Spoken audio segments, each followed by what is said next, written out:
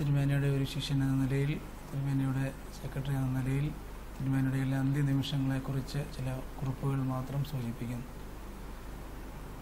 2012 July മാസം 21-ാം തീയതി ശനിയാഴ്ച തിരുമേനിക്ക് ചില അസ്വസ്ഥതകളുണ്ടായിരുന്നതുകൊണ്ട് പരുമല സെൻറ്റ് ഗ്രിഗോറിയോസ് ആശുപത്രിയിൽ അഡ്മിറ്റ് ചെയ്തു. അതിനുശേഷം പിറ്റേ ദിവസം രാവിലെ, ഞായറാഴ്ച രാവിലെ വിശുദ്ധ കുർബാനയിൽ തിരുമേനി സംബന്ധിച്ചു. കുർബാനയ്ക്ക് ശേഷവും ഹോസ്പിറ്റലിൽ നിന്ന് ഡിസ്ചാർജായി അരമനയിൽ എത്തിച്ചേർന്നു. പതിവ് പോലെ 23-ാം തീയതി തിങ്കളാഴ്ച മാവേലിക്കര അരമനയിൽ വിശ്രമിച്ചു. വൈകിട്ട് ഞങ്ങളെല്ലാവരെയും വിളിച്ച് തമാശകളൊക്കെ പറഞ്ഞു. ഞങ്ങളുടെ കൂടെ ജീവിക്കുവാനുള്ള വലിയ ആഗ്രഹത്തെക്കുറിച്ചൊക്കെ തിരുമേനി എപ്പോഴും സൂചിപ്പിക്കാറുണ്ടായിരുന്നു. എനിക്ക് മാവേലിക്കര അരമനയിൽ വരണം, അരമനയിൽ അന്തിയുറങ്ങണം, അങ്ങനെയുള്ള പല കാര്യങ്ങളും തിരുമേനി ഞങ്ങളോട് സൂചിപ്പിക്കാറുണ്ട്. നിങ്ങൾ എൻ്റെ അന്ത്യകാലം വരെ എന്നെ ശുശ്രൂഷിക്കണമെന്ന് എപ്പോഴും തിരുമേനി ഞങ്ങളോട് പറയുമായിരുന്നു. ഞങ്ങളുടെ ഒരു കൂട്ടം തിരുമേനിയെ ഏറ്റവും കൂടുതൽ സന്തോഷിപ്പിക്കുവാനും തിരുമേനിയെ ആതുര ശുശ്രൂഷ രംഗത്ത് തിരുമേനിയെ സഹായിക്കാനും ഒക്കെ ഞങ്ങളുടെ ഒരു കൂട്ടം ഉണ്ടായിരുന്നു. അതിൽ ഭദ്രാസന സെക്രട്ടറി ജേക്കബ് ജോണച്ചൻ, തിരുമേനിയെ ഏറ്റവും അധികം സ്നേഹിക്കുന്ന ഭദ്രാസനത്തിൻ്റെ ജോൺ സി പുന്നച്ചൻ, അതുപോലെ തന്നെ അരമന മാനേജർ വിനുവച്ചൻ, സോനുവച്ചൻ, ഷെയ്ഷമ്മാശൻ, ജോയിസ് ഷമ്മാശൻ, തോമസ്, പ്രീ സെമിനാരി വിദ്യാർത്ഥികളായ ജോബ്, ഡെന്നീസ്, അജി ഗീവർഗീസ്, ബ്ലസ്സന്, ടിനുവ്, ഇവരെല്ലാവരും ചേർന്ന് തിരുമേനിയെ എത്രമാത്രം ആരോഗ്യത്തോടുകൂടി ആയിരിക്കാൻ തക്കവണ്ണമുള്ള സജീവമായ ശ്രദ്ധയുണ്ടായിരുന്നു. തിങ്കളാഴ്ച ഞങ്ങളെ എല്ലാവരെയും വിളിച്ച് പ്രത്യേകമായിട്ട് സംസാരിക്കുകയും തമാശകളൊക്കെ പറഞ്ഞ് തിരുമേനി പിറ്റേ ദിവസം ആശുപത്രിയിലേക്ക്, ലേക്ക് ഷോർ ഹോസ്പിറ്റലിലേക്ക് പോകുവാനുള്ള തയ്യാറെടുപ്പുകൾ തിരുമേനിയെ സംബന്ധിച്ച് പറയുമ്പോൾ ഏതൊരു സ്ഥലത്തേക്ക് പോകുന്നതിന് മുമ്പായിട്ട് തിരുമേനിക്ക് തയ്യാറെടുപ്പുകൾ പതിവാണ്. അതെവിടെ പോയിരുന്നാലും തിരുമേനി തയ്യാറെടുപ്പുകളോടുകൂടി മാത്രമേ പോകാറുള്ളൂ. അതുകൊണ്ട് തലേ ദിവസം ആശുപത്രിയിൽ പോകുവാനുള്ള എല്ലാ തയ്യാറെടുപ്പുകളും, ആശുപത്രിയിലെ പേപ്പറുകൾ, അതുപോലെ തന്നെ എല്ലാ കാര്യങ്ങളും എടുത്തുവെന്ന് ഞങ്ങളോട് പലവാർത്തി ചോദിച്ചു. പിറ്റേ ദിവസം രാവിലെ 24-ാം തീയതി ചൊവ്വാഴ്ച പതിവിലും നേരത്തെ തിരുമേനി ഉണർന്ന് 5 മണിക്ക് തന്നെ പ്രാർത്ഥനകളൊക്കെ പൂർത്തീകരിച്ച്, പ്രഭാത കൃത്യങ്ങളൊക്കെ പൂർത്തീകരിച്ച് അരമനയുടെ മുൻപിലെത്തി. തിരുമേനി എപ്പോഴും എവിടെ പോകാനായിട്ട് ഇറങ്ങിയാലും അരമനയുടെ ചാപ്പലിൽ ചേർന്ന് ഒരു ഹ്രസ്വമായ പ്രാർത്ഥന തിരുമേനിക്കുണ്ട്. തിരുമേനി ദീർഘമായ പ്രാർത്ഥനകൾ ഉപരിയായി ഹ്രസ്വമായി ദൈവസാന്നിധ്യത്തിൽ പ്രാർത്ഥിക്കുവാനായിട്ട് ഏറ്റവും ഇഷ്ടപ്പെട്ട മനുഷ്യനാണ്. ഹ്രസ്വമായി ദൈവസാന്നിധ്യ ബോധം അനുഭവിച്ചറിയുവാനായി ആഗ്രഹിച്ച വ്യക്തിയാണ് തിരുമേനി. തിരുമേനി ആശുപത്രിയിലേക്ക് പോകുവാനായിട്ട് തുടങ്ങുന്ന സമയത്ത് ആദ്യം ചാപ്പലിലേക്ക് ചെന്ന് പ്രാർത്ഥിച്ചു. വീണ്ടും കസേരയിൽ വന്നിരുന്നു. അപ്പോഴും ഞങ്ങളെയൊക്കെ ഇങ്ങനെ വിളിക്കുന്നുണ്ടായിരുന്നു. എല്ലാവരും എവിടെയൊക്കെയാണെന്ന് ചോദിച്ചു. വീണ്ടും പോകാനുള്ള ജോൺ സി പുന്നച്ചനും വിനുവച്ചനും ചമ്മാച്ചനും ഒക്കെ വന്നു കഴിഞ്ഞപ്പോൾ പറഞ്ഞ് നമുക്ക് പോകാം. പ്രത്യേകിച്ച് തിരുമേനിയുടെ സന്തത സഹചാരിയായി കൂടെ ഉണ്ടായിരുന്ന സാബുച്ചാനും ഒക്കെ എത്തിയെന്ന് പല പ്രാവശ്യം ചോദിച്ചു. എല്ലാവരും എത്തിയെന്ന് ബോധ്യമായപ്പോൾ തിരുമേനി പറഞ്ഞ് നമുക്ക് പോകാമെന്ന് ആശുപത്രിയിലേക്ക്. പോകുന്നതിന് മുമ്പായിട്ട് വീണ്ടും ഒരിക്കൽ കൂടി ചാപ്പലിൽ പോയി ഒരു കുരിശ് വര മാത്രമേ ഉള്ളൂ തിരുമേനിക്ക്. ആ ഹ്രസ്വമായ പ്രാർത്ഥന, ദീർഘമായി ദൈവസന്നിധിയിലെത്തുന്ന പ്രാർത്ഥനയാണ്.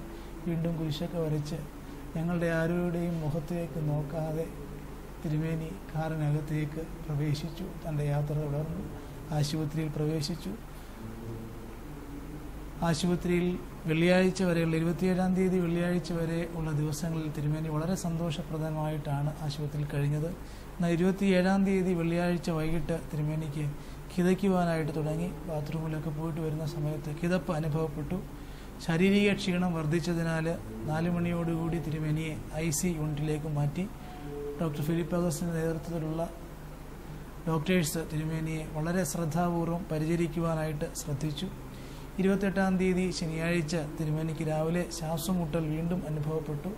കൊല്ലം ഭദ്രാസനാധിപൻ അഭിമന്യ സക്രിയാസ് മാർ അന്തോണിയോസ് മെത്രാപ്പൊലീത്ത തിരുമേനിക്ക് തൈലാഭിഷേകം നൽകി. അതിനുശേഷം പരിശുദ്ധ കാതോലിക്ക ബാവ, ഡോക്ടർ സക്കറിയാസ് മാർ മാത്യൂസ് മാർ തേവോദോസിയോസ്, യൂഹാനന്മാർ പോളികർപ്പോസ്, അങ്ങനെ സഭയിലെ എല്ലാ തിരുമേനിമാരും തിരുമേനിക്ക് വേണ്ടി പ്രാർത്ഥന നടത്തി. പരിശുദ്ധ ബാവ തിരുമേനി പ്രാർത്ഥന നടത്തുന്ന തിരുമേനി പ്രാർത്ഥനകൾ ഏറ്റുചൊല്ലി 12 മണിയോടുകൂടി പരുമല ദേവാലയത്തിൽ നിന്ന് കൊണ്ടുവന്നതായ വിശുദ്ധ കുർബാന അനുഭവിച്ചു. ഈ വിശുദ്ധ കുർബാന അനുഭവത്തിന് ശേഷം തിരുമേനിക്ക് വീണ്ടും ഒരു ശക്തിയുടെ അനുഭവം, രോഗശമനത്തിൻ്റെ അനുഭവം ഉണ്ടായി. 29-ാം തീയതി ഞായറാഴ്ച പക്കോമീസ് അഭിയന്ന് തിരുമേനി സന്ദർശിച്ച തിരുമേനിമാരോടും വൈദികരോടും ഒക്കെ കുശല പ്രശ്നമൊക്കെ നടത്തി. 30-ാം തീയതി തിങ്കളാഴ്ച ദീർഘമായ ഉറക്കത്തിലേക്കൊക്കെ പ്രവേശിച്ചിട്ട് ഞങ്ങളോട് ഇടയ്ക്കൊക്കെ ചെല്ലുമ്പോൾ ഞങ്ങളോട് പറയും, നിങ്ങൾ എവിടായിരുന്നു? രാത്രി മുഴുവൻ നിങ്ങളെ ഞാൻ വിളിച്ചായിരുന്നു, നിങ്ങൾ എവിടായിരുന്നു? എന്നെ വിട്ടിട്ട് പോകരുതേ എന്നുള്ള ചിന്തകൾ ഞങ്ങൾക്ക് നൽകുമായിരുന്നു തിരുമേനി. 2 ദിവസം കഴിഞ്ഞ് നമുക്ക് അരമനയിൽ പോകണമെന്ന് ഞങ്ങളോട് പലാവർത്തി പറഞ്ഞു. 31-ാം തീയതി ചൊവ്വാഴ്ച രാവിലെ മുഖ്യമന്ത്രി ശ്രീ ഉമ്മൻചാണ്ടിയും പരിശുദ്ധ കാതോലിക്ക ബാവയും ചേർന്ന് തിരുമേനിയെ സന്ദർശിച്ചു. തിരുമേനി മുഖ്യമന്ത്രിയോട് ചോദിച്ചു, കുഞ്ഞുഞ്ഞ് എവിടെ നിന്ന് വരുന്നു, എവിടേക്ക് പോകുന്നു എന്ന് പ്രത്യേകമായിട്ട് ചോദിച്ചു. അതിനു മുമ്പ് ബാബാ തിരുമേനി എത്തിയ സമയത്തും എവിടെ നിന്ന് വരുന്നു, എവിടേക്കാണ് പോകുന്നത്, ഞായറാഴ്ച ദിവസത്തിന് തലേ ശനിയാഴ്ച ദിവസം സന്ദർശിച്ച് നാളെ വിശുദ്ധ കുർബാന അർപ്പിക്കുന്നത് എവിടെയാണ്, അങ്ങനെയുള്ള ചോദ്യങ്ങളിലെല്ലാം തിരുമേനി പതിവ് പോലെ വ്യാപൃതനായി തീർന്നു. അതിനുശേഷം ജോൺ സീപ്പനച്ചനും ബിനു അച്ഛനും ജേക്കബ് ജോൺ അച്ഛനും ഒക്കെ ചേർന്ന് തിരുമേനി സന്ദർശിച്ചപ്പോൾ തിരുമേനി എഴുതി കൊടുത്തു, ഇംഗ്ലീഷിൽ തന്നെ എഴുതി കൊടുത്തു, എനിക്ക് മുറിയിലേക്ക് മാറണമെന്ന്. ആവശ്യത്തിനുള്ള ചെക്ക്, എന്തെങ്കിലും ആവശ്യമുണ്ടെങ്കിൽ ചെക്ക് ഒപ്പിടാനുണ്ടോ എന്ന് എഴുതി ചോദിച്ചു. അതിനൊക്കെ ശേഷം തിരുമേനി ഓഗസ്റ്റ് മാസത്തിൻ്റെ ആദ്യ ദിനങ്ങളിലേക്ക് തിരുമേനി പ്രവേശിക്കുമ്പോൾ പരിശുദ്ധയായ ദൈവമാതാവിൻ്റെ വാങ്ങിപ്പ് ദിവസങ്ങളോട് ചേരുന്ന ദിവസങ്ങളിൽ 1-ാം തീയതി ബുധനാഴ്ച രാവിലെ 5 മണിക്ക് തിരുമേനിക്ക് ശ്വാസതടസ്സം അനുഭവപ്പെട്ടത് മൂലം തീവ്ര പരിചരണ വിഭാഗത്തിലെ ഡോക്ടേഴ്സും നേഴ്സുമാരും എല്ലാം ഞങ്ങളെല്ലാം അരികിൽ വിളിപ്പിച്ചു. തിരുമേനിക്ക് ഒരു ശ്വാസം മാത്രമേ ആ സമയത്തെല്ലാം ഉണ്ടായിരുന്നു. സക്കറിയാസ് മാർ അന്തോണിയോസ് തിരുമേനി വന്ന് അന്തോണിയോസ് മെത്രാപ്പൊലീത്ത വന്ന് പ്രത്യേകമായ പ്രാർത്ഥനകൾ അദ്ദേഹത്തിന് നേതൃത്വം നടത്തി. തിരുമേനിയുടെ ശിഷ്യവൃന്ദങ്ങളും അച്ഛന്മാരും എല്ലാവരോട് ചേർന്ന് പ്രാർത്ഥനകൾ ഏറ്റുചൊല്ലി.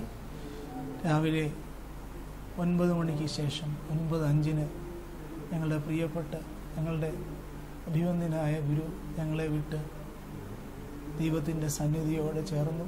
ഞങ്ങൾക്ക് വേണ്ടി പ്രാർത്ഥിക്കുവാൻ വേണ്ടി തിരുമേനിയുടെ വലിയൊരു ആഗ്രഹമായിരുന്നു തിരിച്ച് ഇനി അരമനയിലേക്ക് വരിക എന്നുള്ളത്. എങ്കിലും തിരുമേനിയുടെ നിത്യമായ സ്മരണകൾ ഈ അരമനയ്ക്ക് എന്നും മുതൽക്കൂട്ടാണ്. ഇങ്ങനൊരു വലിയ മനോഹരമായ അരമന പണിത് തീർക്കുവാൻ തക്കവണ്ണം തിരുമേനി കാണിച്ച അശാന്ത പരിശ്രമം, തിരുമേനിയുടെ ദീർഘവീക്ഷണം, തിരുമേനിയുടെ കഠിനാധ്വാനം, ആരോടും പിണക്കമില്ലാതെ ആരോടും പരിഭവമില്ലാതെ തിരുമേനി ശാന്തമായിട്ട് നമ്മോട് യാത്ര ചോദിക്കുകയാണ്. തിരുമേനി അപ്പച്ച ഞങ്ങൾക്ക് വേണ്ടി പ്രാർത്ഥിക്കണമേ എന്നുള്ള ദീപ്തമായ സ്മരണകൾ എന്നും നിലനിർത്തിക്കൊണ്ട് ജീവിപ്പാൻ തക്കവണ്ണം ഞങ്ങളെ മറന്നിടാൻ ഇടയാകരുതേ. എനിക്ക് ജീവിച്ചാലും മരിച്ചാലും ക്രിസ്തു മതി എന്ന പൗലോസ്ലീഹയുടെ വാക്കുകൾ അന്വർത്ഥമാക്കിക്കൊണ്ട് അദ്ദേഹം യാത്രാമൊഴികൾ നമ്മോട് ചോദിക്കുമ്പോൾ ഞങ്ങൾക്ക് വേണ്ടി പ്രാർത്ഥിക്കണമേ എന്ന് അപേക്ഷിക്കുന്നു.